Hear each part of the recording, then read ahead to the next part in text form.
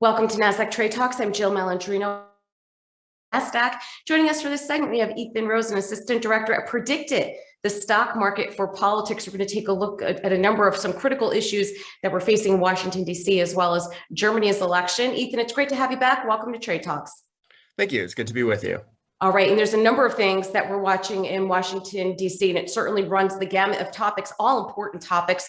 Let's first start with the infrastructure bill and what predicted traders are seeing there.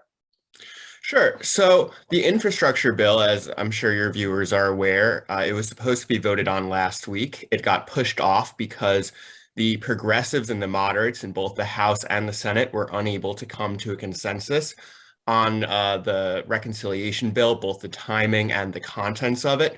So you can see in our market that we have a market on the pricing of the reconciliation bill, what the total spending in it will be. Biden proposed, and the framework that some people thought the Senate had agreed to was at about $3.5 trillion. Based on our market, that appears to be dead. Our market has that option at about 1 cent.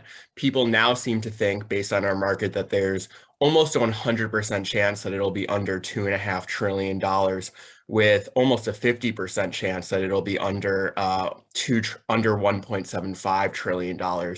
We know that Joe Manchin has come out in favor of $1.5 trillion, but some of the progressives in both the House and the Senate are still pushing for closer to that 3.5 trillion number. So it's anybody's game right now. Nobody knows what's going to happen. Yeah, it certainly is, especially when you have party division like that after just winning a pretty critical election. And then if we go over to the Supreme Court, going to be hearing a number of landmark cases. And of course, predicted traders are taking a look at probably one of the more important ones. Yeah, so we have a market on what's known as the Dobbs case. This is a case on whether a Mississippi state ban on abortions within the first 15 weeks of pregnancy can be allowed to, it will be struck down by the court. Right now, under the current standard, in general, restrictions under 24 weeks are disfavored under Roe and Casey, the two landmark abortion cases. The Supreme Court in December will be holding oral arguments on the Mississippi case. Our market has it at about a 35 to 40% chance that the Supreme Court will strike down this case, meaning will strike down the law, meaning there's about a 60% chance that they'll uphold the law, which would, at the very least, dramatically alter current American jurisprudence on abortion in the first and second trimesters. And moving over to Germany, their elections, we've been talking about this for quite some time, and it's really interesting the way that's structured. Yeah, so they recently held their election. The SPD came out about 30 seats ahead of the CDU. This is a result that a few months ago was not expected, but as we move towards the election, the SPD under Scholz became favored to win the election. They did.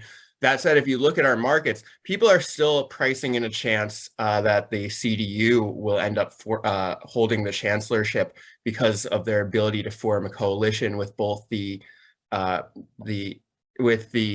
Democrats and the Green Party. That said, the pricing right now is in favor of the SPD holding the chancellorship. Just there's also a pretty significant chance they won't be able to do so by the end of the year, that party negotiations will drag on into 2022. So we may be waiting quite some time to really know who comes out on top from Germany's election, even though we know the seat count right now. And Ethan, I mentioned before that we talk about the German elections for probably 2 months. We mentioned them weekly. Why should U.S. investors, U.S. traders be tuned into what's happening in Germany? Is it because they're positioned within the EU? Oh, yeah, this is a critical point. Interestingly enough, Scholz, even though there's of the SPD, even though there's been some talk about whether he and his potential coalition partners have been generally as pro-EU, as pro-NATO, and generally as pro-internationalist as Merkel has, he's trying to position himself as being more of a successor to Merkel. So we'll see what he ends up doing with that. Right now, there is a lot of talk about who will lead the EU now that Merkel is on the way out, whether it'll be, Macron in France, or now whether the British will step up with a role outside of the EU, whether they'll step up as kind of the defense leaders of Europe. But Europe is more leaderless now than it has been in some time, and that's something that people are going to want to watch.